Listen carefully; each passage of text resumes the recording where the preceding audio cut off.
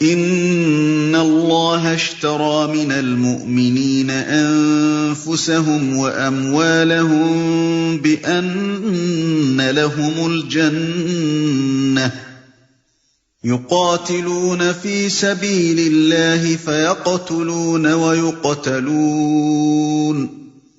وعدا عليه حقا في التوراة والإنجيل والقرآن ومن أوفى بعهده من الله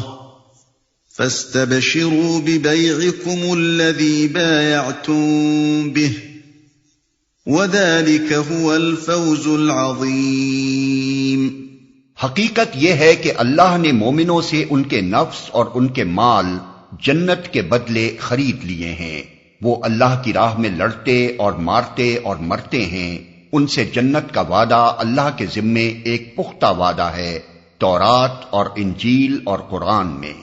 اور کون ہے جو اللہ سے بڑھ کر اپنے عہد کا پورا کرنے والا ہو؟ اور کون ہے جو اللہ سے بڑھ کر اپنے عہد کا پورا کرنے والا ہو؟ بس خوشیاں مناؤ اپنے اس سودے پر جو تم نے خدا سے چکا لیا ہے، یہی سب سے بڑی کامیابی ہے۔ ان کے نفس اور ان کے مال جنت کے بدلے خرید لیے ہیں۔ یہاں ایمان کے اس معاملے کو جو خدا اور بندے کے درمیان طے ہوتا ہے بے سے تعبیر کیا گیا ہے۔ اس کے معنی یہ ہے کہ ایمان محض ایک مابعد الطبیعاتی عقیدہ نہیں ہے، بلکہ فی الواقع وہ ایک معاہدہ ہے جس کی روح سے بندہ اپنا نفس اور اپنا مال خدا کے ہاتھ فروخت کر دیتا ہے، اور اس کے معاوضے میں خدا کی طرف سے اس وعدے کو قبول کر لیتا ہے کہ مرنے کے بعد دوسری زندگی میں وہ اسے جنت عطا کرے گا۔ اس اہم مضمون کے تضمنات کو سمجھنے کے لیے ضروری ہے کہ سب سے پہلے اس بے کی حقیقت کو اچھی طرح ذہن نشین کر لیا جائے۔ جہاں تک اصل حقیقت کا تعلق ہے، اس کے لحاظ سے تو انسان کی جان و مال کا مالک اللہ تعالیٰ ہی ہے، کیونکہ وہی اس کا اور ان ساری چیزوں کا خالق ہے جو اس کے پاس ہیں، اور اسی نے وہ سب کچھ اسے بخشا ہے جس پر وہ تصرف کر رہا ہے۔ لہذا اس حیثیت سے تو خرید و فروخت کا کوئی سوال پیدا ہی نہیں ہوتا۔ نہ انسان کا اپنا کچھ ہے کہ وہ اسے بیچے، نہ کوئی چیز خدا کی ملکیت سے خارج ہے کہ وہ اسے خریدے۔ لیکن ایک چیز انسان کے اندر ایسی بھی ہے جسے اللہ تعالیٰ نے کلیتاً اس کے حوالے کر دیا ہے، اور وہ ہے اس کا اختیار، یعنی اس کا اپنے انتخاب و ارادے میں آزاد ہونا، یعنی free will and freedom of choice. اس اختیار کی بنا پر حقیقت نفس الامری تو نہیں بدلتی، مگر انسان کو اس امر کی خود مختاری حاصل ہو جاتی ہے کہ چاہے تو حقیقت کو تسلیم کرے ورنہ انکار کر دے۔ بالفاظ دیگر اس اختیار کے معنی یہ نہیں ہے کہ انسان فی الحقیقت اپنے نفس کا اور اپنے ذہن و جسم کی قوتوں کا اور ان اقتدارات کا جو اسے دنیا میں حاصل ہیں مالک ہو گیا ہے، اور اسے یہ حق مل گیا ہے کہ ان چیزوں کو جس طرح چاہے استعمال کرے، بلکہ اس کے معنی صرف یہ ہیں کہ اسے اس امر کی آزادی دے دی گئی ہے کہ خدا کی طرف سے کسی جبر کے بغیر وہ خود ہی اپنی ذات پر اور اپنی ہر چیز پر خدا کے حقوق مالکانہ کو تسلیم کرنا چاہے تو کرے، ورنہ آپ ہی اپنا مالک بن بیٹھے، اور اپنے ذوم میں یہ خیال کر لے کہ وہ خدا سے بے نیاز ہو کر اپنے حدود اختیار میں اپنے حسب منشا تصرف کرنے کا حق رکھتا ہے۔ یہی وہ مقام ہے جہاں سے بے کا سوال پیدا ہوتا ہے۔ دراصل یہ بے اس معنی میں نہیں ہے کہ جو چیز انسان کی ہے خدا اسے خریدنا چاہتا ہے، بلکہ اس معاملے کی صحیح نوعیت یہ ہے کہ جو چیز خدا کی ہے اور جسے اس نے امانت کے طور پر انسان کے حوالے کیا ہے، اور جس میں امین رہنے یا خائن بن جانے کی آزادی اس نے انسان کو دے رکھی ہے، اس کے بارے میں وہ انسان سے مطالبہ کرتا ہے کہ تو برضا و رغبت نہ کہ بمجبوری میری چیز کو میری ہی چیز مان لے، اور زندگی بھر اس میں خود مختار مالک کی حیثیت سے نہیں بلکہ امین ہونے کی حیثیت سے تصرف کرنا قبول کر لے، اور خیانت کی جو آزادی تجھے میں نے دی ہے اس سے خود بخود دستبردار ہو جا۔ اس طرح اگر تو دنیا کی موجودہ عارضی زندگی میں اپنی خود مختاری کو جو تیری حاصل کردہ نہیں بلکہ میری عطا کردہ ہے میرے ہاتھ فروخت کر دے گا، تو میں تجھے بعد کی جاویدانی زندگی میں اس کی قیمت بصورت جنت ادا کروں گا۔ جو انسان خدا کے ساتھ بے کا یہ معاملہ طے کر لے وہ مومن ہے، اور ایمان دراصل اسی بے کا دوسرا نام ہے، اور جو شخص اس سے انکار کر دے یا اقرار کرنے کے باوجود ایسا رویہ اختیار کرے جو بے نہ کرنے کی صورت ہی میں اختیار کیا جا سکتا ہے، وہ کافر ہے، اور اس بے ہی سے گریز کا اصطلاحی نام کفر ہے۔ بے کی اس حقیقت کو سمجھ لینے کے بعد اب اس کے تضمنات کا تجزیہ کیجیے۔ ایک، اس معاملے میں اللہ تعالیٰ نے انسان کو دو بہت بڑی آزمائشوں میں ڈالا ہے۔ پہلی آزمائش اس امر کی کہ آزاد چھوڑ دیے جانے پر یہ اتنی شرافت دکھاتا ہے یا نہیں کہ مالک ہی کو مالک سمجھے اور نمک حرامی و بغاوت پر نہ اتر آئے۔ دوسری آزمائش اس امر کی کہ یہ اپنے خدا پر اتنا اعتماد کرتا ہے یا نہیں کہ جو قیمت آج نقد نہیں مل رہی ہے بلکہ مرنے کے بعد دوسری زندگی میں جس کے ادا کرنے کا خدا کی طرف سے وعدہ ہے، اس کے عوض اپنی آج کی خود مختاری اور اس کے مزے بیچ دینے پر بخوشی راضی ہو جائے۔ دو، دنیا میں جس فقہی قانون پر اسلامی سوسائٹی بنتی ہے اس کی روح سے تو ایمان بس چند عقائد کے اقرار کا نام ہے، جس کے بعد کوئی قاضی شرع کسی کے غیر مومن یا خارج از ملت ہونے کا حکم نہیں لگا سکتا جب تک اس امر کا کوئی صریح ثبوت اسے نہ مل جائے کہ وہ اپنے اقرار میں جھوٹا ہے۔ لیکن خدا کے ہاں جو ایمان معتبر ہے اس کی حقیقت یہ ہے کہ بندہ خیال اور عمل دونوں میں اپنی آزادی و خود مختاری کو خدا کے ہاتھ بیچ دے اور اس کے حق میں اپنے ادائے ملکیت سے کلیتاً دستبردار ہو جائے۔ بس اگر کوئی شخص کلمہ اسلام کا اقرار کرتا ہو اور صوم و صلاۃ وغیرہ احکام کا بھی پابند ہو، لیکن اپنے جسم و جان کا، اپنے دل و دماغ اور بدن کی قوتوں کا، اپنے مال اور وسائل و ذرائع کا اور اپنے قبضہ و اختیار کی ساری چیزوں کا مالک اپنے آپ ہی کو سمجھتا ہو اور ان میں اپنے حسب منشا تصرف کرنے کی آزادی اپنے لیے محفوظ رکھتا ہو سکتا ہے کہ دنیا میں وہ مومن سمجھا جاتا رہے، مگر خدا کے ہاں یقیناً وہ غیر مومن ہی قرار پائے گا، کیونکہ اس نے خدا کے ساتھ وہ بے کا معاملہ سرے سے کیا ہی نہیں جو قرآن کی روح سے ایمان کی اصل حقیقت ہے۔ جہاں خدا کی مرضی ہو وہاں جان و مال کھپانے سے دریغ کرنا، اور جہاں اس کی مرضی نہ ہو وہاں جان و مال کھپانا، یہ دونوں طرز عمل ایسے ہیں جو اس بات کا قطعی فیصلہ کر دیتے ہیں کہ مدعی ایمان نے یا تو جان و مال کو خدا کے ہاتھ بیچا نہیں ہے یا بے کا معاہدہ کر لینے کے بعد بھی وہ بیچی ہوئی چیز کو بدستور اپنی سمجھ رہا ہے۔ تین، ایمان کی یہ حقیقت اسلامی رویے زندگی اور کافرانہ رویے زندگی کو شروع سے آخر تک بالکل ایک دوسرے سے جدا کر دیتی ہے۔ مسلم جو صحیح معنی میں خدا پر ایمان لایا ہو اپنی زندگی کے ہر شعبے میں خدا کی مرضی کا تابع بن کر کام کرتا ہے اور اس کے رویے میں کسی جگہ بھی خود مختاری کا رنگ نہیں آنے پاتا، الا یہ کہ عارضی طور پر کسی وقت اس پر غفلت طاری ہو جائے اور وہ خدا کے ساتھ اپنے معاہدہ بے کو بھول کر کوئی خود مختارانہ حرکت کر بیٹھے۔ اسی طرح جو گروہ اہل ایمان سے مرکب ہو وہ اجتماعی طور پر بھی کوئی پالیسی، کوئی سیاست، کوئی طرز تمدن و تہذیب، کوئی طریقے معیشت و معاشرت اور کوئی بین الاقوامی رویہ خدا کی مرضی اور اس کے قانون شرعی کی پابندی سے آزاد ہو کر اختیار نہیں کر سکتا، اور اگر کسی عارضی غفلت کی بنا پر اختیار کر بھی جائے تو جس وقت اسے تنبہ ہوگا اسی وقت وہ آزادی کا رویہ چھوڑ کر بندگی کے رویے کی طرف پلٹ آئے گا۔ خدا سے آزاد ہو کر کام کرنا اور اپنے نفس و متعلقات نفس کے بارے میں خود یہ فیصلہ کرنا کہ ہم کیا کریں اور کیا نہ کریں، بہرحال ایک کافرانہ رویہ زندگی ہے، خواہ اس پر چلنے والے لوگ مسلمان کے نام سے موسوم ہوں یا غیر مسلم کے نام سے۔ 4، اس بے کی روح سے خدا کی جس مرضی کا اتباع آدمی پر لازم آتا ہے وہ آدمی کی اپنی تجویز کردہ مرضی نہیں بلکہ وہ مرضی ہے جو خدا خود بتائے۔ اپنے آپ کسی چیز کو خدا کی مرضی ٹھہرا لینا اور اس کا اتباع کرنا خدا کی مرضی کا نہیں بلکہ اپنی ہی مرضی کا اتباع ہے، اور یہ معاہدہ بے کے قطعی خلاف ہے۔ خدا کے ساتھ اپنے معاہدہ بے پر صرف وہی شخص اور وہی گروہ قائم سمجھا جائے گا جو اپنا پورا رویہ زندگی خدا کی کتاب اور اس کے پیغمبر کی ہدایت سے اخذ کرتا ہو۔ یہ اس بے کے تضمنات ہیں، اور ان کو سمجھ لینے کے بعد یہ بات بھی خود بخود سمجھ میں آ جاتی ہے کہ اس خرید و فروخت کے معاملے میں قیمت یعنی جنت کو موجودہ دنیاوی زندگی کے خاتمے پر کیوں مؤخر کیا گیا ہے۔ ظاہر ہے کہ جنت صرف اس اقرار کا معاوضہ نہیں ہے کہ بائع نے اپنا نفس و مال خدا کے ہاتھ بیچ دیا، بلکہ وہ اس عمل کا معاوضہ ہے کہ بائع اپنی دنیاوی زندگی میں اس بیچی ہوئی چیز پر خود مختارانہ تصرف چھوڑ دے اور خدا کا امین بن کر اس کی مرضی کے مطابق تصرف کرے۔ لہذا یہ فروخت مکمل ہی اس وقت ہوگی جبکہ بائع کی دنیاوی زندگی ختم ہو جائے اور فی الواقع یہ ثابت ہو کہ اس نے معاہدہ بے کرنے کے بعد سے اپنی دنیاوی زندگی کے آخری لمحے تک بے کی شرائط پوری کی ہیں۔ اس سے پہلے وہ از روئے انصاف قیمت پانے کا مستحق نہیں ہو سکتا۔ ان امور کی توضیح کے ساتھ یہ بھی جان لینا چاہیے کہ اس سلسلہ بیان میں یہ مضمون کس مناسبت سے آیا ہے۔ اوپر سے جو سلسلہ تقریر چل رہا تھا اس میں ان لوگوں کا ذکر تھا جنہوں نے ایمان لانے کا اقرار کیا تھا، مگر جب امتحان کا نازک موقع آیا تو ان میں سے بعض نے تساہل کی بنا پر،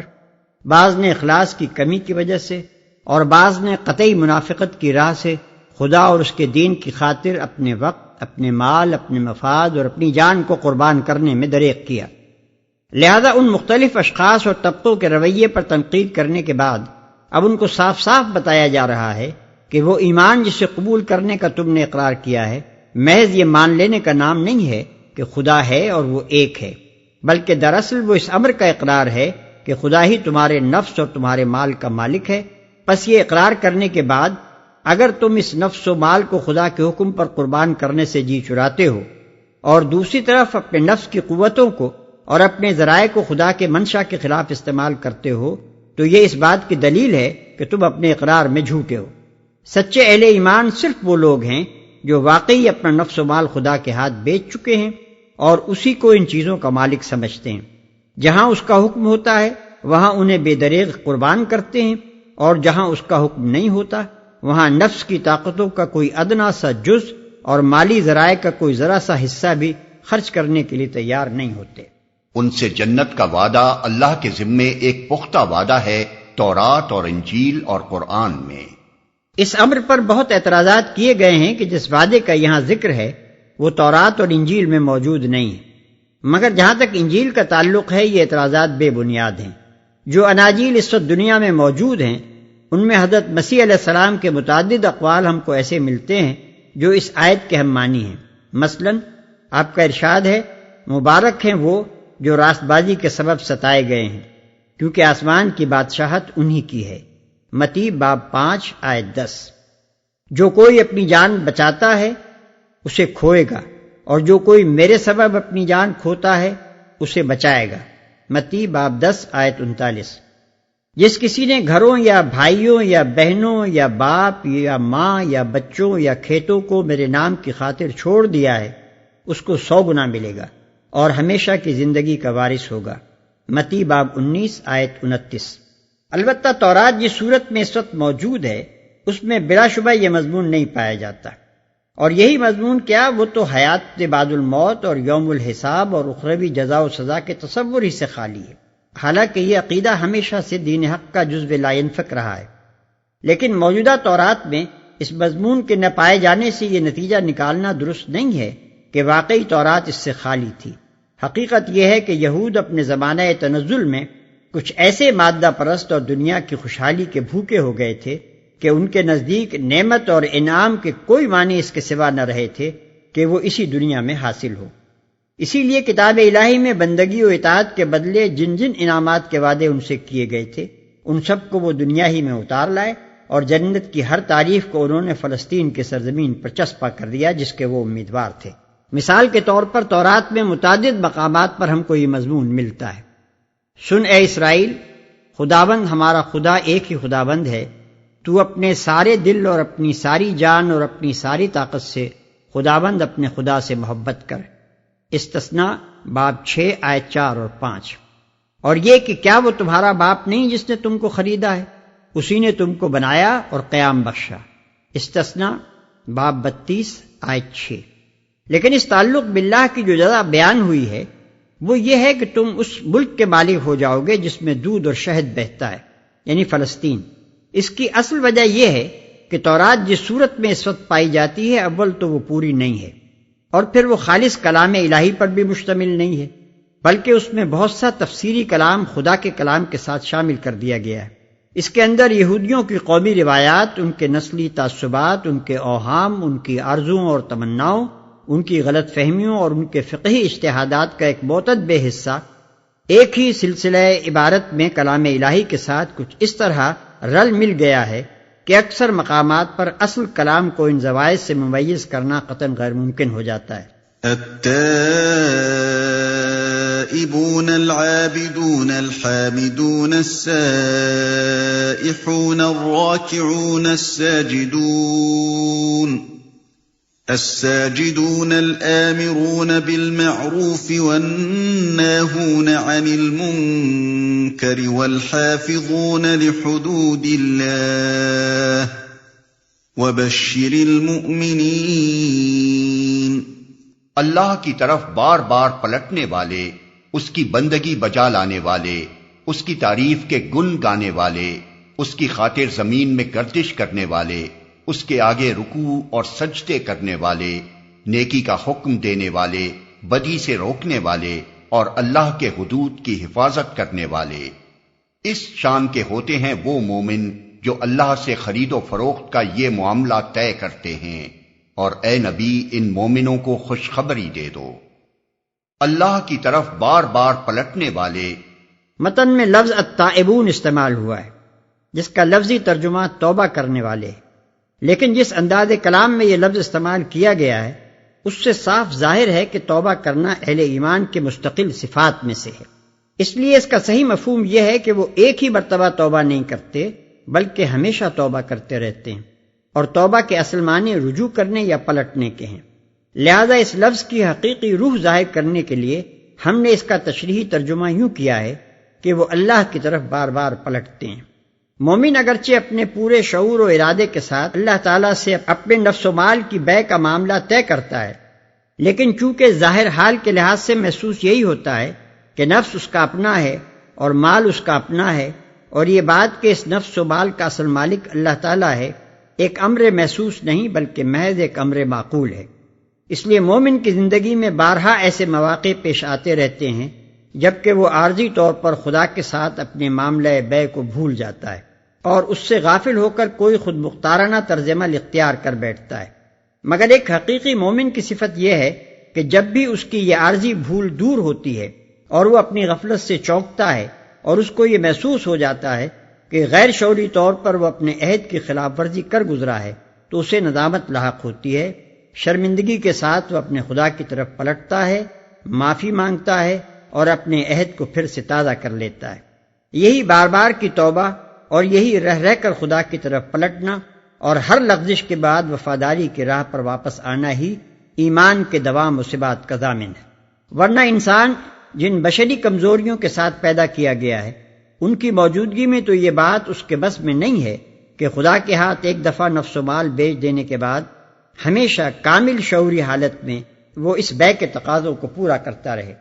اور کسی وقت بھی غفلت و نسیان اس پر طاری نہ ہونے پائے۔ اسی لیے اللہ تعالیٰ مومن کی تعریف میں یہ نہیں فرماتا کہ وہ بندگی کی راہ پر آ کر کبھی اس سے پھسلتا ہی نہیں، بلکہ اس کی قابل تعریف صفت یہ قرار دیتا ہے کہ وہ پھسل پھسل کر بار بار اسی راہ کی طرف آتا ہے، اور یہی وہ بڑی سے بڑی خوبی ہے جس پر انسان قادر ہے۔ پھر اس موقع پر مومنین کی صفات میں سب سے پہلے توبہ کا ذکر کرنے کی ایک اور مصلحت بھی ہے۔ اوپر سے جو سلسلہ کلام چلا آ رہا ہے اس میں روئے سخن ان لوگوں کی طرف ہے جن سے ایمان کے منافی افعال کا ظہور ہوا تھا، لہذا ان کو ایمان کی حقیقت اور اس کا بنیادی مقتضا بتانے کے بعد اب یہ تلقین کی جا رہی ہے کہ ایمان لانے والوں میں لازمی طور پر جو صفات ہونی چاہیے ان میں سے اولین صفت یہ ہے کہ جب بھی ان کا قدم راہ بندگی سے پھسل جائے وہ فوراً اس کی طرف پلٹ آئیں، نہ یہ کہ اپنے انحراف پر جمے رہیں اور زیادہ دور نکلتے چلے جائیں۔ اس کی خاطر زمین میں گردش کرنے والے، متن میں لفظ السائحون استعمال ہوا ہے جس کی تفسیر بعض مفسرین نے الصائمون یعنی روزہ رکھنے والے سے کی ہے، لیکن سیاحت کے معنی روزہ مجازی معنی ہے، اصل لغت میں اس کے یہ معنی نہیں ہے۔ اور جس حدیث میں یہ بیان کیا گیا ہے کہ نبی صلی اللہ علیہ وسلم نے خود اس لفظ کے یہ معنی ارشاد فرمائے ہیں، اس کی نسبت حضور صلی اللہ علیہ وسلم کی طرف درست نہیں ہے،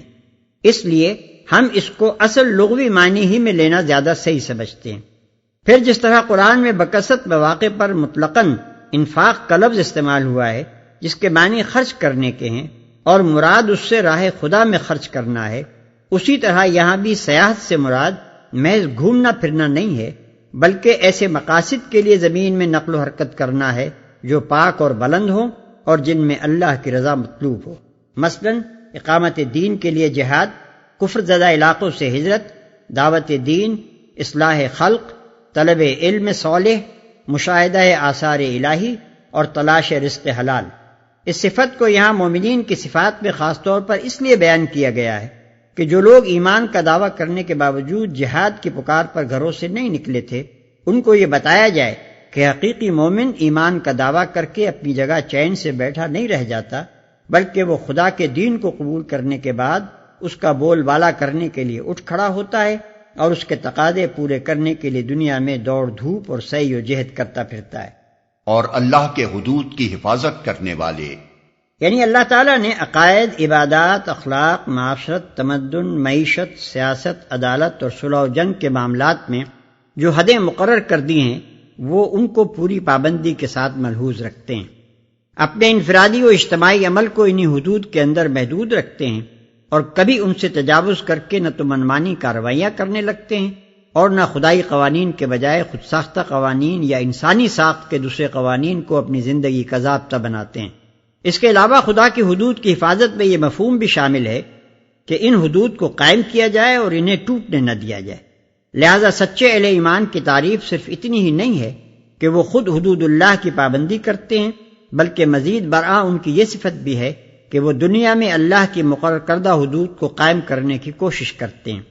ان کی نگہبانی کرتے ہیں اور اپنا پورا زور اس سعی میں لگا دیتے ہیں کہ یہ حدیں ٹوٹنے نہ پائیں۔ ما كان للنبي والذين آمنوا أن يستغفروا للمشركين ولو كانوا أولي قربى من بعد ما تبين لهم أنهم أصحاب الجحيم۔ نبی کو اور ان لوگوں کو جو ایمان لائے ہیں زیبا نہیں ہے کہ مشرکوں کے لیے مغفرت کی دعا کریں، چاہے وہ ان کے رشتہ دار ہی کیوں نہ ہوں، جبکہ ان پر یہ بات کھل چکی ہے کہ وہ جہنم کے مستحق ہیں۔ کسی شخص کے لیے معافی کی درخواست لازماً یہ معنی رکھتی ہے کہ اول تو ہم اس کے ساتھ ہمدردی و محبت رکھتے ہیں، دوسرے یہ کہ ہم اس کے قصور کو قابل معافی سمجھتے ہیں۔ یہ دونوں باتیں اس شخص کے معاملے میں تو درست ہیں جو وفاداری کے زمرے میں شامل ہو اور صرف گناہ گار، لیکن جو شخص کھلا ہوا باغی ہو اس کے ساتھ ہمدردی و محبت رکھنا اور اس کے جرم کو قابل معافی سمجھنا نہ صرف یہ کہ اصولاً غلط ہے بلکہ اس سے خود ہماری اپنی وفاداری مشتبہ ہو جاتی ہے۔ اور اگر ہم محض اس بنا پر کہ وہ ہمارا رشتہ دار ہے یہ چاہیں کہ اسے معاف کر دیا جائے تو اس کے معنی یہ ہیں کہ ہمارے نزدیک رشتہ داری کا تعلق خدا کی وفاداری کے مقتضیات کی بنسبت زیادہ قیمتی ہے، اور یہ کہ خدا اور اس کے دین کے ساتھ ہماری محبت بے لاگ نہیں ہے، اور یہ کہ جو لاگ ہم نے خدا کے باغیوں کے ساتھ لگا رکھی ہے ہم چاہتے ہیں کہ خدا خود بھی اسی لاگ کو قبول کر لے اور ہمارے رشتہ دار کو تو ضرور بخش دے، خواہ اسی جرم کا ارتکاب کرنے والے دوسرے مجرموں کو جہنم میں جھونک دے۔ یہ تمام باتیں غلط ہیں، اخلاص اور وفاداری کے خلاف ہیں، اور اس ایمان کے منافی ہیں جس کا تقاضا یہ ہے کہ خدا اور اس کے دین کے ساتھ ہماری محبت بالکل بے لاگ ہو، خدا کا دوست ہمارا دوست ہو اور اس کا دشمن ہمارا دشمن۔ اسی بنا پر اللہ تعالیٰ نے یہ نہیں فرمایا کہ مشرکوں کے لیے مغفرت کی دعا نہ کرو، بلکہ یوں فرمایا ہے کہ تمہارے لیے یہ زیبا نہیں ہے کہ تم ان کے لیے مغفرت کی دعا کرو، یعنی ہمارے منع کرنے سے اگر تم باز رہے تو کچھ بات نہیں، تم میں تو خود وفاداری کی حس اتنی تیز ہونی چاہیے کہ جو ہمارا باغی ہے اس کے ساتھ ہمدردی رکھنا اور اس کے جرم کو قابل معافی سمجھنا تم کو اپنے لیے نازیبا محسوس ہو۔ یہاں اتنا اور سمجھ لینا چاہیے کہ خدا کے باغیوں کے ساتھ جو ہمدردی ممنوع ہے وہ صرف وہ ہمدردی ہے جو دین کے معاملے میں دخل انداز ہوتی ہو۔ رہی انسانی ہمدردی اور دنیاوی تعلقات میں صلہ رحمی، مواسات اور رحمت و شفقت کا برتاؤ تو یہ ممنوع نہیں ہے بلکہ محمود ہے۔ رشتہ دار خواہ کافر ہو یا مومن اس کے دنیاوی حقوق ضرور ادا کیے جائیں گے، مصیبت زدہ انسان کی بہرحال مدد کی جائے گی، حاجت مند آدمی کو بہر صورت سہارا دیا جائے گا، بیمار اور زخمی کے ساتھ ہمدردی میں کوئی کسر اٹھا نہ رکھی جائے گی، یتیم کے سر پر یقیناً شفقت کا ہاتھ رکھا جائے گا۔ ایسے معاملات میں ہرگز یہ امتیاز نہ کیا جائے گا کہ کون مسلم ہے اور کون غیر مسلم۔ وما كان استغفار إبراهيم لأبيه إلا عن موعدة وعدها إياه إلا عن موعدة وعدها إياه فلما تبين له أنه عدو لله تبرأ منه إن إبراهيم لأواه حليم۔ ابراہیم نے اپنے باپ کے لیے جو دعائے مغفرت کی تھی وہ تو اس وعدے کی وجہ سے تھی جو اس نے اپنے باپ سے کیا تھا، مگر جب اس پر یہ بات کھل گئی کہ اس کا باپ خدا کا دشمن ہے تو وہ اس سے بیزار ہو گیا۔ حق یہ ہے کہ ابراہیم بڑا رقیق القلب و خدا ترس اور بردبار آدمی تھا، اس وعدے کی وجہ سے تھی جو اس نے اپنے باپ سے کیا تھا۔ اشارہ ہے اس بات کی طرف جو اپنے مشرک باپ سے تعلقات منقطع کرتے ہوئے حضرت ابراہیم علیہ السلام نے کہی تھی کہ سلام علیک ساستغفر لک ربی انہ کان بی حفیہ، سورہ مریم آیت 47۔ آپ کو سلام ہے، میں آپ کے لیے اپنے رب سے دعا کروں گا کہ آپ کو معاف کر دے، وہ میرے اوپر نہایت مہربان ہے۔ اور لَأَسْتَغْفِرَنَّ لَكَ وَمَا أَمْلِكُ لَكَ مِنَ اللَّهِ مِنْ شَيْءٍ، الممتحنہ آیت 4۔ میں آپ کے لیے معافی ضرور چاہوں گا اور میرے اختیار میں کچھ نہیں ہے کہ آپ کو اللہ کی پکڑ سے بچوا لوں۔ چنانچہ اسی وعدے کی بنا پر جناب نے اپنے باپ کے لیے یہ دعا مانگی تھی، وَاغْفِرْ لِأَبِي إِنَّهُ كَانَ مِنَ الضَّالِّينَ وَلَا تُخْزِنِي يَوْمَ يُبْعَثُونَ يَوْمَ لَا يَنْفَعُ مَالٌ وَلَا بَنُونَ إِلَّا مَنْ أَتَى اللَّهَ بِقَلْبٍ سَلِيمٍ، الشعراء آیات 86 تا 89۔ اور میرے باپ کو معاف کر دے، بے شک وہ گمراہ لوگوں میں سے تھا، اور اس دن مجھے رسوا نہ کر جبکہ سب انسان اٹھائے جائیں گے، جبکہ نہ مال کسی کے کچھ کام آئے گا نہ اولاد، نجات صرف وہ پائے گا جو اپنے خدا کے حضور بغاوت سے پاک دل لے کر حاضر ہوا ہو۔ یہ دعا اول تو خود انتہائی محتاط لہجے میں تھی، مگر اس کے بعد جب حضرت ابراہیم علیہ السلام کی نظر اس طرف گئی کہ میں جس شخص کے لیے دعا کر رہا ہوں وہ تو خدا کا کھلم کھلا باغی تھا اور اس کے دین سے سخت دشمنی رکھتا تھا، تو وہ اس سے بھی باز آ گئے، اور ایک سچے وفادار مومن کی طرح انہوں نے باغی کی ہمدردی سے صاف صاف تبری کر دی، اگرچہ وہ باغی ان کا باپ تھا جس نے کبھی محبت سے ان کو پالا پوسا تھا۔ ابراہیم بڑا رقیق القلب و خدا ترس اور بردبار آدمی تھا۔ متن میں ابواہن اور حلیبن کے الفاظ استعمال ہوئے ہیں۔ ابواہن کے معنی ہے بہت آہیں بھرنے والا، زاری کرنے والا، ڈرنے والا، حسرت کرنے والا، اور حلیم اس شخص کو کہتے ہیں جو اپنے مزاج پر قابو رکھتا ہو، نہ غصے اور دشمنی اور مخالفت میں آپے سے باہر ہو، نہ محبت اور دوستی اور تعلق خاطر میں حد اعتدال سے تجاوز کر جائے۔ یہ دونوں لفظ اس مقام پر دوہرے معنی دے رہے ہیں۔ حضرت ابراہیم علیہ السلام نے اپنے باپ کے لیے دعائے مغفرت کی کیونکہ وہ نہایت رقیق القلب آدمی تھے، اس خیال سے کانپ اٹھتے تھے کہ میرا یہ باپ جہنم کا ایندھن بن جائے گا، اور حلیم تھے اس ظلم و ستم کے باوجود جو ان کے باپ نے اسلام سے ان کو روکنے کے لیے ان پر ڈھایا تھا، ان کی زبان اس کے حق میں دعا ہی کے لیے کھلی۔ پھر انہوں نے یہ دیکھ کر کہ ان کا باپ خدا کا دشمن ہے اس سے تبری کی، کیونکہ وہ خدا سے ڈرنے والے انسان تھے اور کسی کی محبت میں حد سے تجاوز کرنے والے نہ تھے۔ وَمَا كَانَ اللَّهُ لِيُضِلَّ قَوْمًا بَعْدَ إِذْ هَدَاهُمْ حَتَّى يُبَيِّنَ لَهُم مَّا يَتَّقُونَ إِنَّ اللَّهَ بِكُلِّ شَيْءٍ عَلِيمٌ۔ اللہ کا یہ طریقہ نہیں ہے کہ لوگوں کو ہدایت دینے کے بعد پھر گمراہی میں مبتلا کرے جب تک کہ انہیں صاف صاف بتا نہ دے کہ انہیں کن چیزوں سے بچنا چاہیے۔ در حقیقت اللہ ہر چیز کا علم رکھتا ہے، انہیں کن چیزوں سے بچنا چاہیے۔ یعنی اللہ پہلے یہ بتا دیتا ہے کہ لوگوں کو کن خیالات، کن اعمال اور کن طریقوں سے بچنا چاہیے، پھر جب وہ باز نہیں آتے اور غلط فکری اور غلط کاری ہی پر اصرار کیے چلے جاتے ہیں تو اللہ تعالیٰ بھی ان کی ہدایت و رہنمائی سے ہاتھ کھینچ لیتا ہے اور اسی غلط راہ پر انہیں دھکیل دیتا ہے جس پر وہ خود جانا چاہتے ہیں۔ یہ ارشاد ایک قاعدہ کلیہ بیان کرتا ہے جس سے قرآن مجید کے وہ تمام مقامات اچھی طرح سمجھے جا سکتے ہیں جہاں ہدایت دینے اور گمراہ کرنے کو اللہ تعالیٰ نے اپنا فعل بتایا ہے۔ خدا کا ہدایت دینا یہ ہے کہ وہ صحیح طریق فکر و عمل اپنے انبیاء اور اپنی کتابوں کے ذریعے سے لوگوں کے سامنے واضح طور پر پیش کر دیتا ہے، پھر جو لوگ اس طریقے پر خود چلنے کے لیے آمادہ ہوں انہیں اس کی توفیق بخشتا ہے، اور خدا کا گمراہی میں ڈالنا یہ ہے کہ جو صحیح طریقے فکر و عمل اس نے بتا دیا ہے،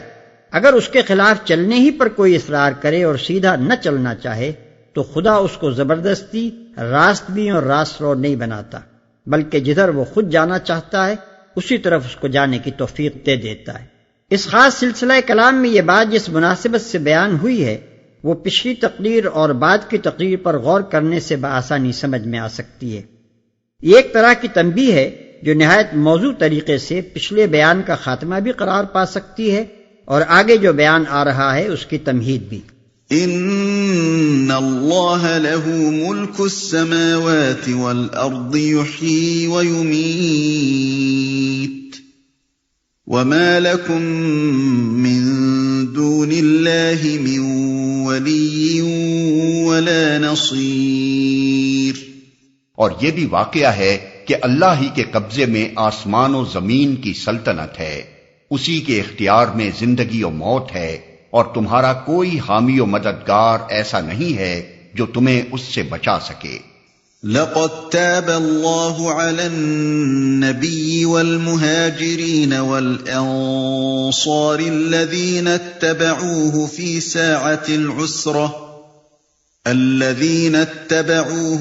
ساعة العسرة من بعد ما كاد يزيغ قلوب فريق منهم ثم تاب عليهم إنه بهم رؤوف رحيم۔ اللہ نے معاف کر دیا نبی کو اور ان مہاجرین و انصار کو جنہوں نے بڑی تنگی کے وقت میں نبی کا ساتھ دیا، اگرچہ ان میں سے کچھ لوگوں کے دل کجی کی طرف مائل ہو چلے تھے، مگر جب انہوں نے اس کجی کا اتباع نہ کیا بلکہ نبی کا ساتھ ہی دیا تو اللہ نے انہیں معاف کر دیا۔ بے شک اس کا معاملہ ان لوگوں کے ساتھ شفقت و مہربانی کا ہے جنہوں نے بڑی تنگی کے وقت میں نبی کا ساتھ دیا۔ یعنی غزوہ تبوک کے سلسلے میں جو چھوٹی چھوٹی لغزشیں نبی صلی اللہ علیہ وسلم اور آپ کے صحابہ سے ہوئیں، ان سب کو اللہ نے ان کی اعلیٰ خدمات کا لحاظ کرتے ہوئے معاف فرما دیا۔ نبی صلی اللہ علیہ وسلم سے جو لغزش ہوئی تھی اس کا ذکر آیت 43 میں گزر چکا ہے، یعنی یہ کہ جن لوگوں نے استطاعت رکھنے کے باوجود جنگ سے پیچھے رہ جانے کی اجازت مانگی تھی ان کو آپ نے اجازت دے دی تھی۔ کچھ لوگوں کے دل کجی کی طرف مائل ہو چلے تھے، یعنی بعض مخلص صحابہ بھی اس سخت وقت میں جنگ پر جانے سے کسی نہ کسی حد تک جی چرانے لگے تھے، مگر چونکہ ان کے دلوں میں ایمان تھا اور وہ سچے دل سے دین حق کے ساتھ محبت رکھتے تھے، اس لیے آخر کار وہ اپنی اس کمزوری پر غالب آ گئے۔ اللہ نے انہیں معاف کر دیا، یعنی اب اللہ اس بات پر ان سے مواخذہ نہ کرے گا کہ ان کے دلوں میں کجی کی طرف یہ میلان کیوں پیدا ہوا تھا، اس لیے کہ اللہ اس کمزوری پر گرفت نہیں کرتا جس کی انسان نے خود اصلاح کر لی ہو۔ وعلى الثلاثة الذين خلفوا حتى إذا ضاقت عليهم الأرض بما رحبت وضاقت عليهم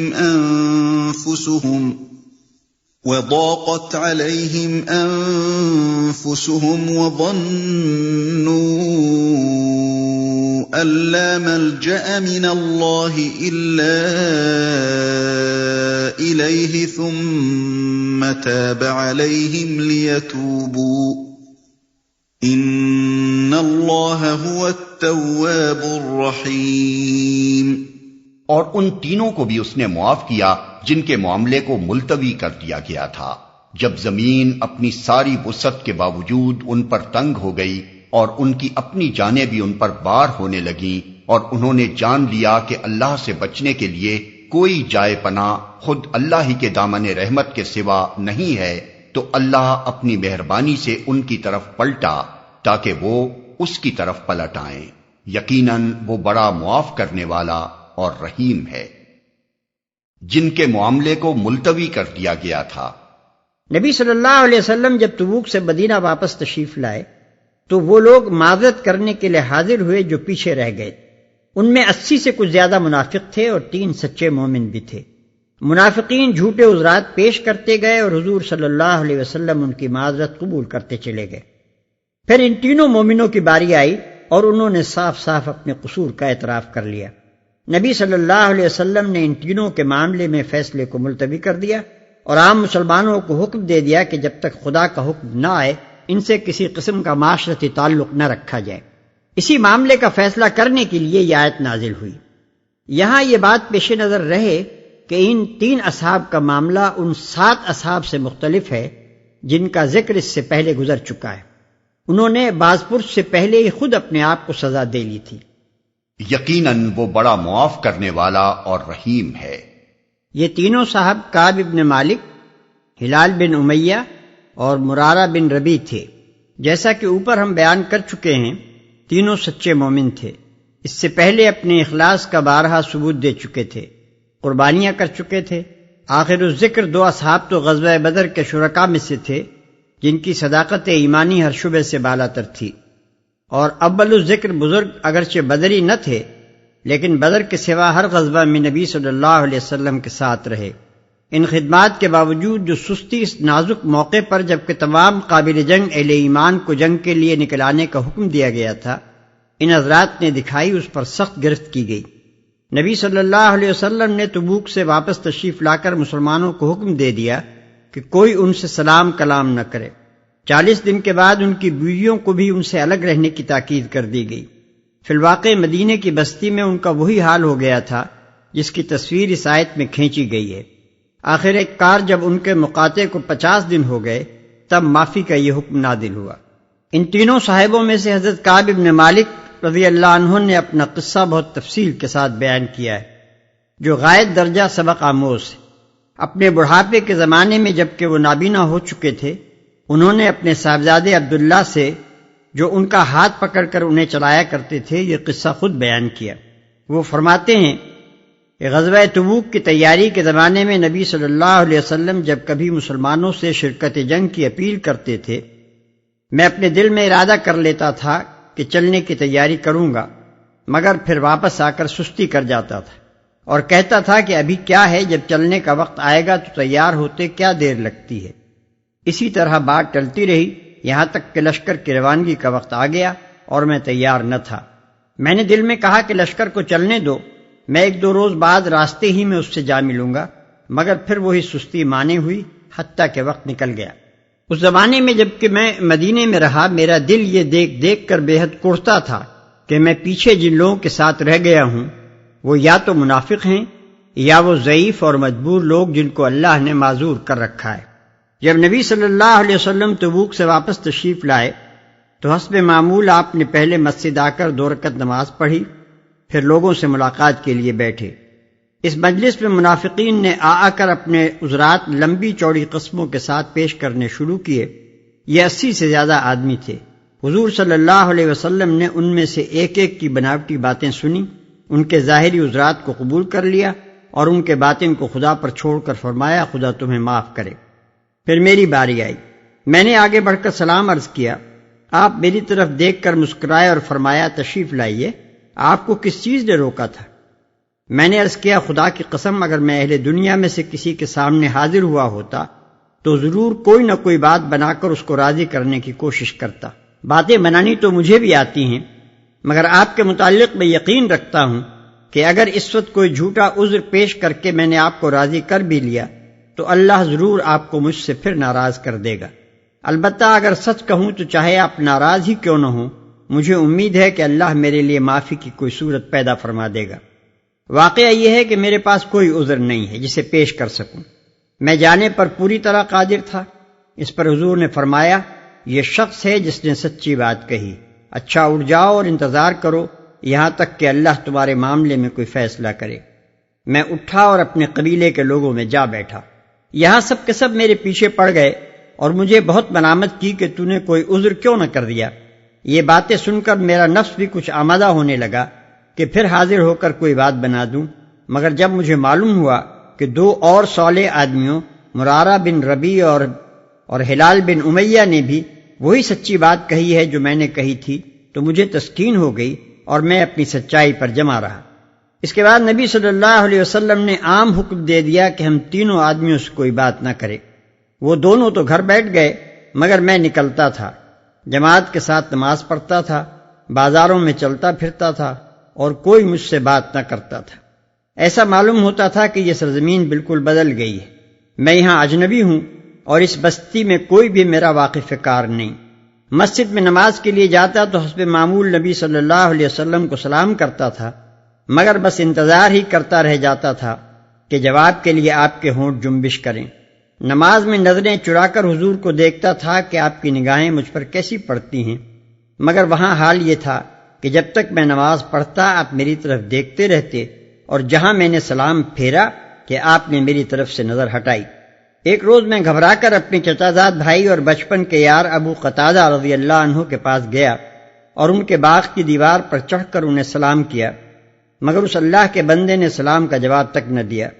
میں نے کہا، ابو قتادہ، میں تم کو خدا کی قسم دے کر پوچھتا ہوں، کیا میں خدا اور اس کے رسول سے محبت نہیں رکھتا؟ وہ خاموش رہے۔ میں نے پھر پوچھا، وہ پھر خاموش رہے۔ تیسری مرتبہ جب میں نے قسم دے کر یہی سوال کیا تو انہوں نے بس اتنا کہا کہ اللہ اور اس کا رسول ہی بہتر جانتا ہے۔ اس پر میری آنکھوں سے آنسو نکل آئے اور میں دیوار سے اتر آیا۔ انہی دنوں ایک دفعہ میں بازار سے گزر رہا تھا کہ شام کے نبتیوں میں سے ایک شخص مجھے ملا اور اس نے شاہ غسان کا خط حریر میں لپٹا ہوا مجھے دیا۔ میں نے کھول کر پڑھا تو اس میں لکھا تھا کہ ہم نے سنا ہے کہ تمہارے صاحب نے تم پر ستم توڑ رکھا ہے، تم کوئی ذلیل آدمی نہیں ہو، نہ اس لائق ہو کہ تمہیں ضائع کیا جائے، ہمارے پاس آ جاؤ، ہم تمہاری قدر کریں گے۔ میں نے کہا کہ یہ ایک اور بلا نازل ہوئی اور اسی وقت اس خط کو چولہے میں جھونک دیا۔ 40 دن اس حالت پر گزر چکے تھے کہ نبی صلی اللہ علیہ وسلم کا آدمی حکم لے کر آیا کہ اپنی بیوی سے بھی علیحدہ ہو جاؤ۔ میں نے پوچھا، کیا طلاق دے دوں؟ جواب ملا، نہیں، بس الگ رہو۔ چنانچہ میں نے اپنی بیوی سے کہہ دیا کہ تم اپنے میکے چلی جاؤ اور انتظار کرو یہاں تک کہ اللہ اس معاملے کا فیصلہ کر دے۔ 50ویں دن صبح کی نماز کے بعد میں اپنے مکان کی چھت پر بیٹھا ہوا تھا اور اپنی جان سے بیزار ہو رہا تھا کہ یکایک کسی شخص نے پکار کر کہا، مبارک ہو کعب ابن مالک۔ میں یہ سنتے ہی سجدے میں گر گیا اور میں نے جان لیا کہ میری معافی کا حکم ہو گیا ہے۔ پھر تو فوج در فوج لوگ بھاگے چلے آ رہے تھے اور ہر ایک دوسرے سے پہلے پہنچ کر مجھ کو مبارکباد دے رہا تھا کہ تیری توبہ قبول ہو گئی۔ میں اٹھا اور سیدھا مسجد نبوی کی طرف چلا۔ دیکھا کہ نبی صلی اللہ علیہ وسلم کا چہرہ انور خوشی سے دمک رہا ہے۔ میں نے سلام کیا تو فرمایا، تجھے مبارک ہو، یہ دن تیری زندگی میں سب سے بہتر ہے۔ میں نے پوچھا، یہ معافی حضور کی طرف سے ہے یا خدا کی طرف سے؟ فرمایا، خدا کی طرف سے، اور یہ آیات سنائیں۔ میں نے عرض کیا، یا رسول اللہ صلی اللہ علیہ وسلم، میری توبہ میں یہ بھی شامل ہے کہ میں اپنا سارا مال خدا کی راہ میں صدقہ کر دوں۔ فرمایا، کچھ رہنے دو کہ یہ تمہارے لیے بہتر ہے۔ میں نے اس ارشاد کے مطابق اپنا خیبر کا حصہ رکھ لیا، باقی سب صدقہ کر دیا۔ پھر میں نے خدا سے عہد کیا کہ جس راست گفتاری کے صلے میں اللہ نے مجھے معافی دی ہے اس پر تمام عمر قائم رہوں گا۔ چنانچہ آج تک میں نے کوئی بات جان بوجھ کر خلاف واقعہ نہیں کہی اور خدا سے امید رکھتا ہوں کہ آئندہ بھی مجھے اس سے بچائے گا۔ یہ قصہ اپنے اندر بہت سے سبق رکھتا ہے جو ہر مومن کے دل نشین ہونے چاہیے۔ سب سے پہلی بات تو اس سے یہ معلوم ہوئی کہ کفر و اسلام کی کشمکش کا معاملہ کس قدر اہم اور کتنا نازک ہے، کہ اس کشمکش میں کفر کا ساتھ دینا تو درکنار، جو شخص اسلام کا ساتھ دینے میں بدنیتی سے بھی نہیں، نیک نیتی سے تمام عمر بھی نہیں، کسی ایک موقع ہی پر کوتاہی برت جاتا ہے، اس کی بھی زندگی بھر کی عبادت گزاریاں اور دینداریاں خطرے میں پڑ جاتی ہیں۔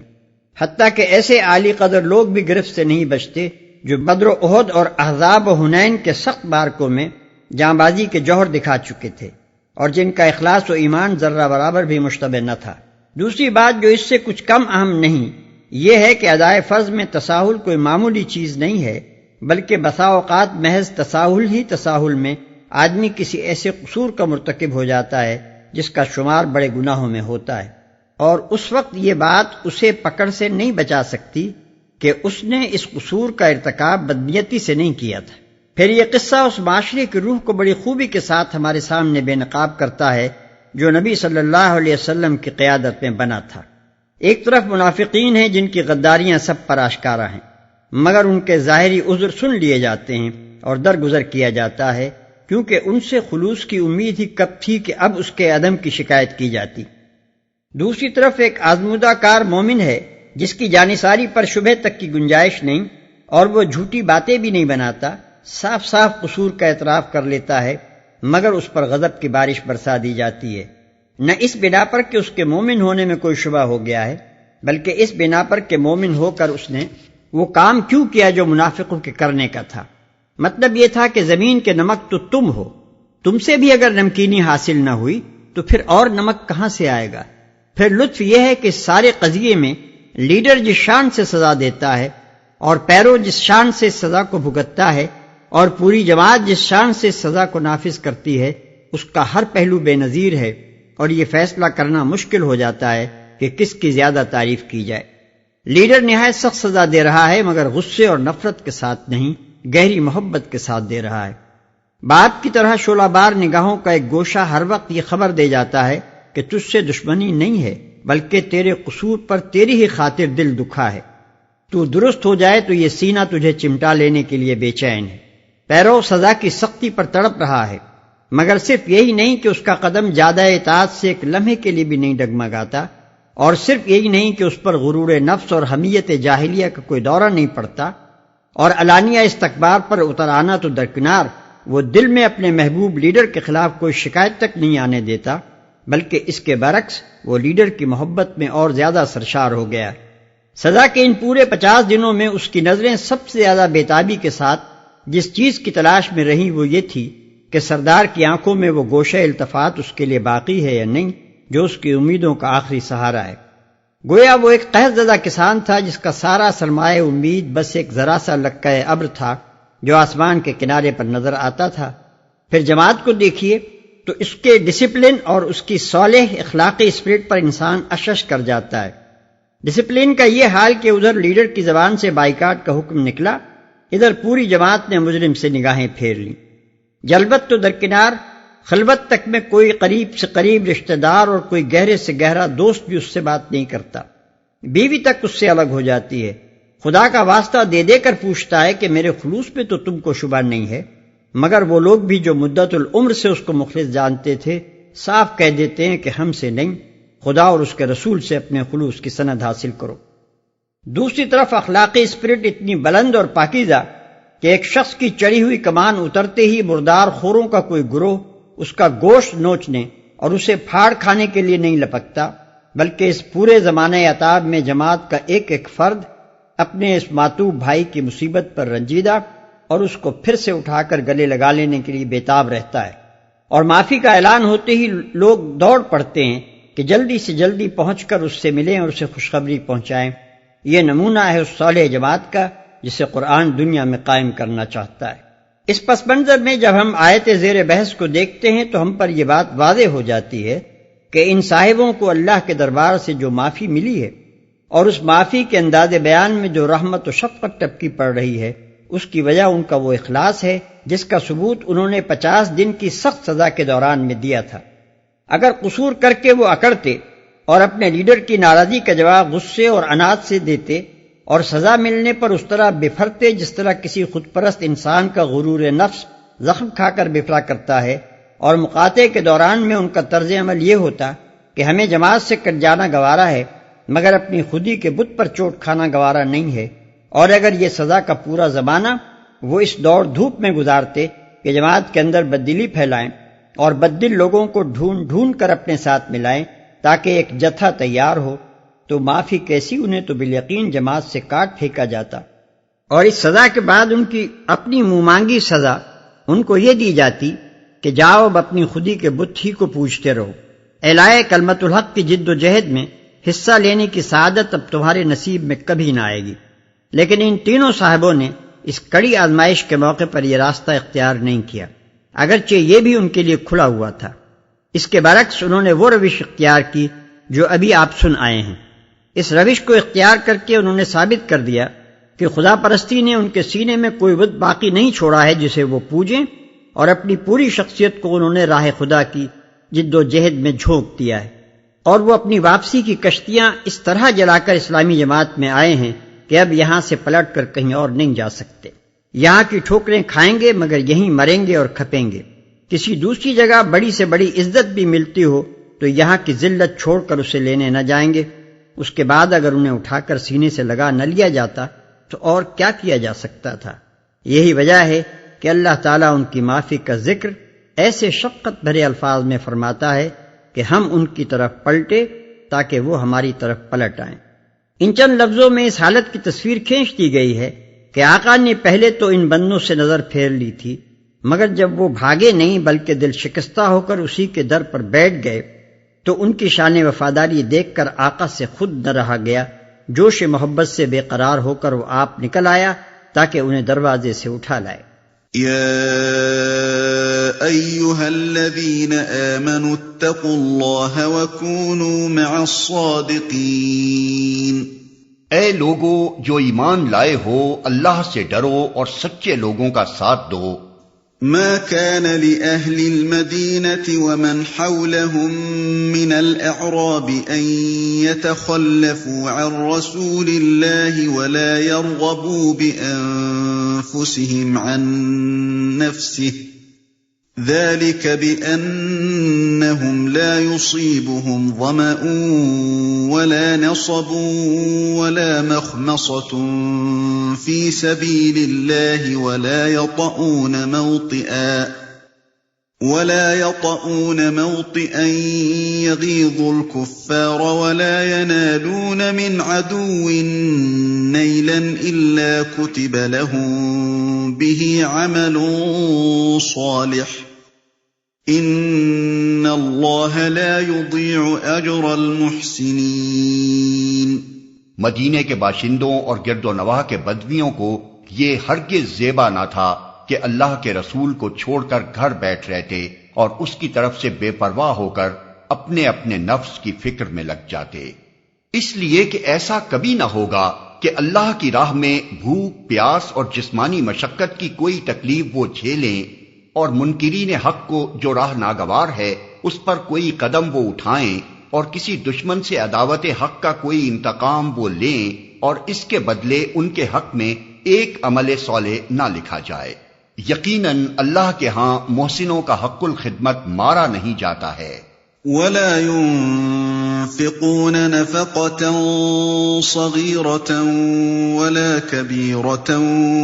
ولا يقطعون واديا إلا كتب لهم ليجزيهم الله أحسن ما كانوا يعملون۔ اسی طرح یہ بھی کبھی نہ ہوگا کہ راہ خدا میں تھوڑا یا بہت کوئی خرچ وہ اٹھائیں اور سعی جہاد میں کوئی وادی وہ پار کریں اور ان کے حق میں اسے لکھ نہ لیا جائے تاکہ اللہ ان کے اس اچھے کارنامے کا صلہ انہیں عطا کرے۔ وما كان المؤمنون لينفروا كافة فلولا نفر من كل فرقة منهم طائفة ليتفقهوا في الدين ولينذروا قومهم إذا رجعوا إليهم لعلهم يحذرون۔ اور یہ کچھ ضروری نہ تھا کہ اہل ایمان سارے کے سارے ہی نکل کھڑے ہوتے، مگر ایسا کیوں نہ ہوا کہ ان کی آبادی کے ہر حصے میں سے کچھ لوگ نکل کر آتے اور دین کی سمجھ پیدا کرتے اور واپس جا کر اپنے علاقے کے باشندوں کو خبردار کرتے تاکہ وہ غیر مسلمانہ روش سے پرہیز کرتے۔ اس آیت کا منشا سمجھنے کے لیے اسی سورہ کی آیت 97 پیش نظر رکھنی چاہیے، جس میں فرمایا گیا ہے کہ بدوی عرب کفر و نفاق میں زیادہ سخت ہیں اور ان کے معاملے میں اس امر کے امکانات زیادہ ہیں کہ اس دین کی حدود سے ناواقف رہیں جو اللہ نے اپنے رسول پر نازل کیا ہے۔ وہاں صرف اتنی بات بیان کرنے پر اکتفا کیا گیا تھا کہ دارالاسلام کی دیہاتی آبادی کا بیشتر حصہ مرض نفاق میں اس وجہ سے مبتلا ہے کہ یہ سارے کے سارے لوگ جہالت میں پڑے ہوئے ہیں، علم کے مرکز سے وابستہ نہ ہونے اور اہل علم کی صحبت میسر نہ آنے کی وجہ سے اللہ کے دین کی حدود ان کو معلوم نہیں ہیں۔ اب یہ فرمایا جا رہا ہے کہ دیہاتی آبادیوں کو اس حالت میں پڑا نہ رہنے دیا جائے، بلکہ ان کی جہالت کو دور کرنے اور ان کے اندر شعور اسلامی پیدا کرنے کا باقاعدہ انتظام ہونا چاہیے۔ اس غرض کے لیے یہ کچھ ضروری نہیں ہے کہ تمام دیہاتی عرب اپنے اپنے گھروں سے نکل کر مدینے آ جائیں اور یہاں علم حاصل کریں۔ اس کے بجائے ہونا یہ چاہیے کہ ہر دیہاتی علاقے اور ہر بستی اور قبیلے سے چند آدمی نکل کر علم کے مرکزوں مثلا مدینے اور مکے اور ایسے ہی دوسرے مقامات میں آئیں اور یہاں دین کی سمجھ پیدا کریں، پھر اپنی اپنی بستیوں میں واپس جائیں اور عامت الناس کے اندر بیداری پھیلانے کی کوشش کریں۔ یہ ایک نہایت اہم ہدایت تھی جو تحریک اسلامی کو مستحکم کرنے کے لیے ٹھیک موقع پر دی گئی۔ ابتدا میں جبکہ اسلام عرب میں بالکل نیا نیا تھا اور انتہائی شدید مخالفت کے ماحول میں آہستہ آہستہ پھیل رہا تھا، اس ہدایت کی کوئی ضرورت نہ تھی، کیونکہ اس وقت تو اسلام قبول کرتا ہی وہ شخص تھا جو پوری طرح اسے سمجھ لیتا تھا اور ہر پہلو سے اس کو جانچ پرکھ کر مطمئن ہو جاتا تھا۔ مگر جب یہ تحریک کامیابی کے مرحلوں میں داخل ہوئی اور زمین میں اس کا اقتدار قائم ہو گیا تو آبادیاں کی آبادیاں فوج در فوج اس میں شامل ہونے لگیں، جن کے اندر کم لوگ ایسے تھے جو اسلام کو اس کے تمام مقتضیات کے ساتھ سمجھ بوجھ کر اس پر ایمان لاتے تھے، ورنہ بیشتر لوگ محض وقت کے سیلاب میں غیر شعوری طور پر بہے چلے آ رہے تھے۔ نو مسلم آبادی کا یہ تیز رفتار پھیلاؤ بظاہر تو اسلام کے لیے سبب قوت تھا، کیونکہ پیروان اسلام کی تعداد بڑھ رہی تھی، لیکن فی الحقیقت اسلامی نظام کے لیے ایسی آبادی کسی کام کی نہ تھی، بلکہ الٹی نقصان دہ تھی جو شعور اسلامی سے خالی ہو اور اس نظام کے اخلاقی مطالبات پورے کرنے کے لیے تیار نہ ہو۔ چنانچہ یہ نقصان غزوہ تبوک کی تیاری کے موقع پر کھل کر سامنے آ گیا تھا۔ اس لیے عین وقت پر اللہ تعالیٰ نے ہدایت دی کہ تحریک اسلامی کی یہ توسیع جس رفتار کے ساتھ ہو رہی ہے اسی کے مطابق اس کے استحکام کی تدبیر بھی ہونی چاہیے، اور وہ یہ ہے کہ ہر حصہ آبادی میں سے چند لوگوں کو لے کر تعلیم و تربیت دی جائے، پھر وہ اپنے اپنے علاقوں میں واپس جا کر عوام کی تعلیم و تربیت کا فرض انجام دیں، یہاں تک کہ مسلمانوں کی پوری آبادی میں اسلام کا شعور اور حدود اللہ کا علم پھیل جائے۔ یہاں اتنی بات اور سمجھ لینی چاہیے کہ تعلیم عمومی کے جس انتظام کا حکم اس آیت میں دیا گیا ہے اس کا اصل مقصد عامت الناس کو محض خواندہ بنانا اور ان میں کتاب خوانی کی نوعیت کا علم پھیلانا نہ تھا، بلکہ واضح طور پر اس کا مقصد حقیقی یہ متعین کیا گیا تھا کہ لوگوں میں دین کی سمجھ پیدا ہو اور ان کو اس حد تک ہوشیار و خبردار کر دیا جائے کہ وہ غیر مسلمانہ رویہ زندگی سے بچنے لگیں۔ یہ مسلمانوں کی تعلیم کا وہ مقصد ہے جو ہمیشہ ہمیشہ کے لیے اللہ تعالیٰ نے خود مقرر فرما دیا ہے، اور ہر تعلیمی نظام کو اسی لحاظ سے جانچا جائے گا کہ وہ اس مقصد کو کہاں تک پورا کرتا ہے۔ اس کا یہ مطلب نہیں ہے کہ اسلام لوگوں میں نوشت و خواند اور کتاب خوانی اور دنیاوی علوم کی واقفیت پھیلانا نہیں چاہتا، بلکہ اس کا مطلب یہ ہے کہ اسلام لوگوں میں ایسی تعلیم پھیلانا چاہتا ہے جو پہلے بیان کردہ مقصد تک پہنچاتی ہو، ورنہ ایک ایک شخص اگر اپنے وقت کا آئنسٹائن اور فرائیڈ ہو جائے لیکن دین کے فہم سے عاری اور غیر مسلمانہ رویہ زندگی میں بھٹکا ہوا ہو تو اسلام ایسی تعلیم پر لعنت بھیجتا ہے۔ اس آیت میں لفظ لیتفقہوا فی الدین جو استعمال ہوا ہے، اس سے بعد کے لوگوں میں ایک عجیب غلط فہمی پیدا ہو گئی ہے جس کے زہریلے اثرات ایک مدت سے مسلمانوں کی مذہبی تعلیم بلکہ ان کی مذہبی زندگی پر بھی بری طرح چھائے ہوئے ہیں۔ اللہ تعالیٰ نے تو تفقہ فی الدین کو تعلیم کا مقصود بتایا تھا، جس کے معنی ہے دین کو سمجھنا، اس کے نظام میں بصیرت حاصل کرنا، اس کے مزاج اور اس کی روح سے آشنا ہونا، اور اس قابل ہو جانا کہ فکر و عمل کے ہر گوشے اور زندگی کے ہر شعبے میں انسان یہ جان سکے کہ کون سا طریق فکر اور کون سا طرز عمل روح دین کے مطابق ہے۔ لیکن آگے چل کر جو قانونی علم اصطلاحاً فقہ کے نام سے موسوم ہوا اور جو رفتہ رفتہ اسلامی زندگی کی محض صورت بمقابلہ روح کا تفصیلی علم بن کر رہ گیا، لوگوں نے اشتراک لفظی کی بنا پر سمجھ لیا کہ بس یہی وہ چیز ہے جس کا حاصل کرنا حکم الہی کے مطابق تعلیم کا منتہائی مقصود ہے، حالانکہ وہ کل مقصود نہیں بلکہ محض ایک جزو مقصود تھا۔ اس عظیم الشان غلط فہمی سے جو نقصانات دین اور پیروان دین کو پہنچے ان کا جائزہ لینے کے لیے تو ایک کتاب کی وسعت درکار ہے، مگر یہاں ہم اس پر متنبع کرنے کے لیے مختصراً اتنا اشارہ کیے دیتے ہیں کہ مسلمانوں کی مذہبی تعلیم کو جس چیز نے روح دین سے خالی کر کے محض جسم دین اور شکل دین کی تشریح پر مرتکز کر دیا، اور بالآخر جس چیز کی بدولت مسلمانوں کی زندگی میں ایک نری بے جان ظاہرداری دینداری کی آخری منزل بن کر رہ گئی، وہ بڑی حد تک یہی غلط فہمی ہے۔ يا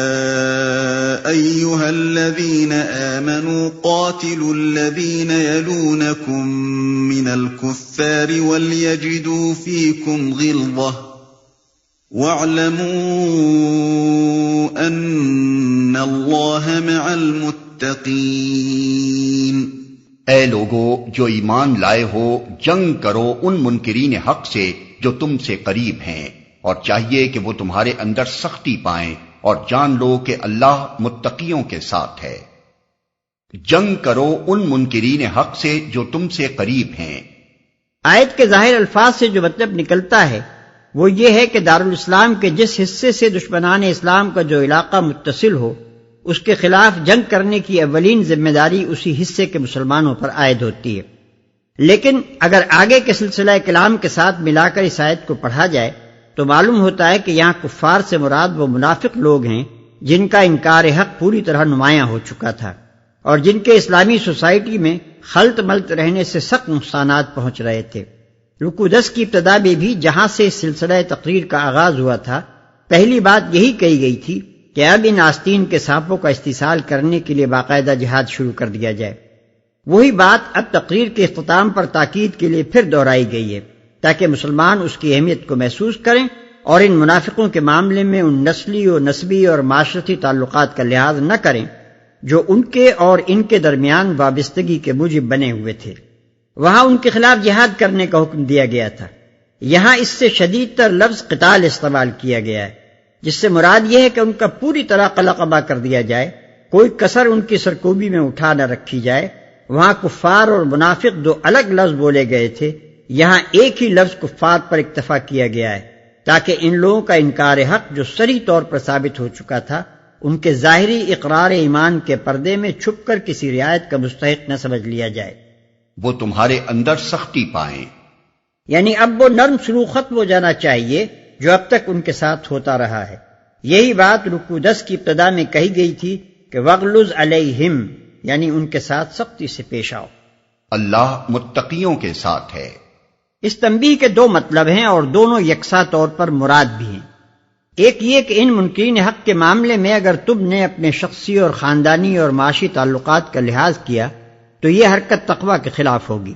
کیونکہ متقی ہونا اور خدا کے دشمنوں سے لاگ لگائے رکھنا دونوں ایک دوسرے کی ضد ہیں۔ لہذا خدا کی مدد اپنے شامل حال رکھنا چاہتے ہو تو اس لاگ لپیٹ سے پاک رہو۔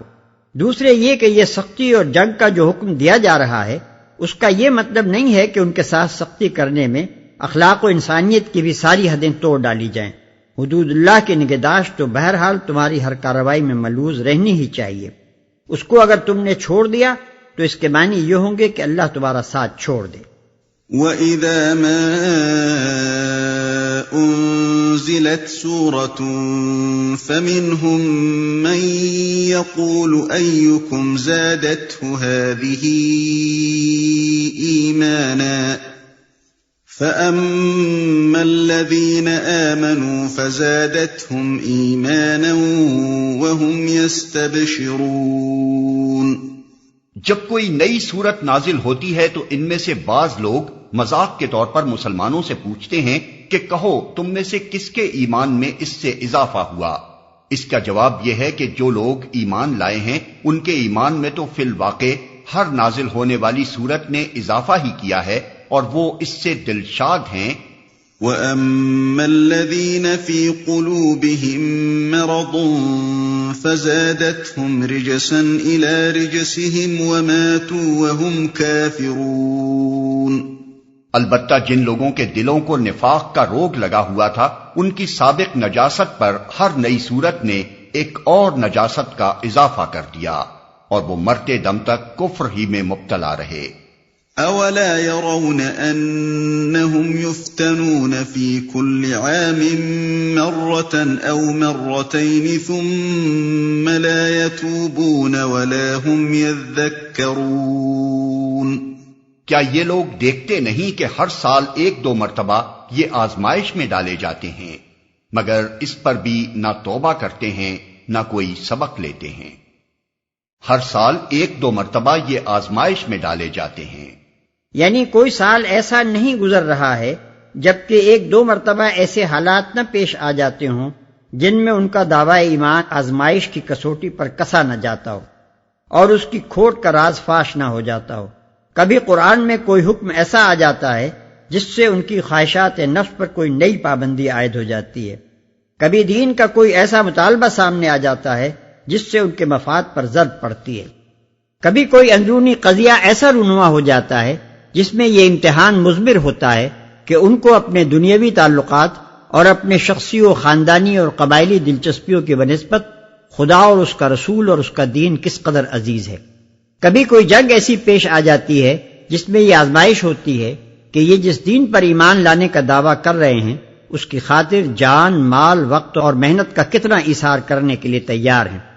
ایسے تمام مواقع پر صرف یہی نہیں کہ منافقت کی وہ گندگی جو ان کے جھوٹے اقرار کے نیچے چھپی ہوئی ہے کھل کر منظر عام پر آ جاتی ہے، بلکہ ہر مرتبہ جب یہ ایمان کے تقاضوں سے منہ موڑ کر بھاگتے ہیں تو ان کے اندر کی گندگی پہلے سے کچھ زیادہ بڑھ جاتی ہے۔ وَإِذَا مَا أُنزِلَتْ سُورَةٌ نَظَرَ بَعْضُهُمْ إِلَى بَعْضٍ هَلْ يَرَاكُمْ مِنْ أَحَدٍ ثُمَّ انصَرَفُوا صَرَفَ اللَّهُ قُلُوبَهُم بِأَنَّهُمْ قَوْمٌ لَا يَفْقَهُونَ۔ جب کوئی سورت نازل ہوتی ہے تو یہ لوگ آنکھوں ہی آنکھوں میں ایک دوسرے سے باتیں کرتے ہیں کہ کہیں تم کو کوئی دیکھ تو نہیں رہا ہے، پھر چپکے سے نکل بھاگتے ہیں۔ اللہ نے ان کے دل پھیر دیے ہیں کیونکہ یہ ناسمجھ لوگ ہیں، پھر چپکے سے نکل بھاگتے ہیں۔ قاعدہ یہ تھا کہ جب کوئی سورت نازل ہوتی تھی تو نبی صلی اللہ علیہ وسلم مسلمانوں کے اجتماع کا اعلان کراتے اور پھر مجمع عام میں اس سورہ کو خطبے کے طور پر سناتے تھے۔ اس محفل میں اہل ایمان کا حال تو یہ ہوتا تھا کہ ہمتن گوش ہو کر اس خطبے کو سنتے اور اس میں مستغرق ہو جاتے تھے، لیکن منافقین کا رنگ ڈنگ کچھ اور تھا۔ وہ آ تو اس لیے جاتے تھے کہ حاضری کا حکم تھا اور اجتماع میں شریک نہ ہونے کے معنی اپنی منافقت کا راز خود فاش کر دینے کے تھے، مگر اس خطبے سے ان کو کوئی دلچسپی نہ ہوتی تھی۔ نہایت بددلی کے ساتھ اکتائے ہوئے بیٹھے رہتے تھے اور اپنے آپ کو حاضرین میں شمار کرا لینے کے بعد انہیں بس یہ فکر لگی رہتی تھی کہ کسی طرح جلدی سے جلدی یہاں سے بھاگ نکلیں۔ ان کی اسی حالت کی تصویر یہاں کھینچی گئی ہے، کیونکہ یہ ناسمجھ لوگ ہیں، یعنی یہ بیوقوف خود اپنے مفاد کو نہیں سمجھتے، اپنی فلاح سے غافل اور اپنی بہتری سے بے فکر ہیں۔ ان کو احساس نہیں ہے کہ کتنی بڑی نعمت ہے جو اس قرآن اور اس پیغمبر کے ذریعے سے ان کو دی جا رہی ہے۔ اپنی چھوٹی سی دنیا اور اس کی نہایت گھٹیا قسم کی دلچسپیوں میں یہ کنویں کے مینڈک ایسے غرق ہیں کہ اس عظیم الشان علم اور زبردست رہنمائی کی قدر و قیمت ان کی سمجھ میں نہیں آتی، جس کی بدولت یہ ریگستان عرب کے اس تنگ و تاریک گوشے سے اٹھ کر تمام عالم انسانی کے امام و پیشوا بن سکتے ہیں، اور اس فانی دنیا ہی میں نہیں بلکہ بعد کی لازوال ابدی زندگی میں بھی ہمیشہ ہمیشہ کے لیے سرفراز ہو سکتے ہیں۔ اس نادانی و حماقت کا فطری نتیجہ یہ ہے کہ اللہ نے انہیں استفادے کی توفیق سے محروم کر دیا ہے۔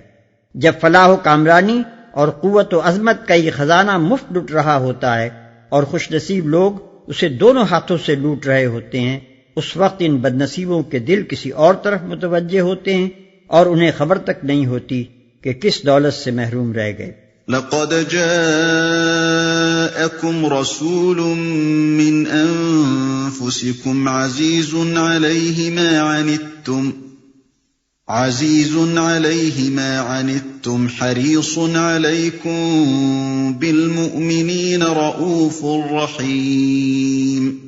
دیکھو تم لوگوں کے پاس ایک رسول آیا ہے جو خود تم ہی میں سے ہے، تمہارا نقصان میں پڑنا اس پر شاق ہے، تمہاری فلاح کا وہ حریص ہے، ایمان لانے والوں کے لیے وہ شفیق اور رحیم ہے۔ فَإِن تَوَلَّوْا فَقُلْ حَسْبِيَ اللَّهُ لَا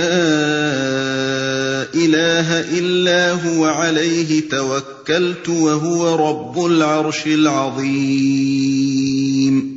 اب اگر یہ لوگ تم سے منہ پھیرتے ہیں تو اے نبی ان سے کہہ دو کہ میرے لیے اللہ بس کرتا ہے، کوئی معبود نہیں مگر وہ، اسی پر میں نے بھروسہ کیا اور وہ مالک ہے عرش عظیم کا۔